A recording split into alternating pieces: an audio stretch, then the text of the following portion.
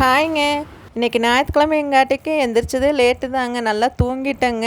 இன்னைக்கு எந்திரிச்ச டைம் பார்த்தீங்கன்னா மணி 7:30 ஆயிடுச்சுங்க. அதுக்கப்புறமா எங்கள் மணி கொண்டு போய் வாக்கிங் விட்டுட்டு வந்துட்டு குளிச்சு ரெடி ஆகி போனேன். எங்கள் அம்மா தோசை சுட்டு வச்சுருந்ததுங்க. நைட்டே எங்கள் அம்மாட்ட நான் சொன்னேங்க, காலையில் எந்திரிச்சு வெங்காய மிளகாய் எல்லாம் போட்டு தோசை சுட்டு தேங்காய் சட்னி அரைக்கலாம்னு சொல்லிட்டு. நான் எந்திரிக்கிறதுக்கு லேட்டானால எங்கள் அம்மாவே செஞ்சுட்டாங்க. வெங்காய மிளகாய் எல்லாம் போட்டு தோசை சுட்டு தேங்காய் சட்னியை அரைச்சி வச்சுட்டாங்க.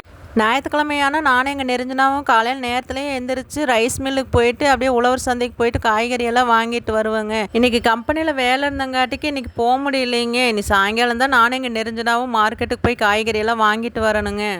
இன்றைக்கி சாயங்காலம் 6 மணிக்கு காமாட்சியம்மன் கோயிலில் குத்து விளக்கு பூஜை வேறு இருக்குதுங்க. அதுக்கு வேறு எங்கள் நெருஞ்சினா கூட்டிகிட்டு போக சொல்லிட்டு இருக்காளுங்க. எங்கள் நெருஞ்சினா குத்து விளக்கு பூஜைக்கு போகிறேன்னு சொன்னாங்க. அதனால தான் இன்றைக்கி சிக்கன் மட்டன் எதுவுமே எடுக்கலைங்க.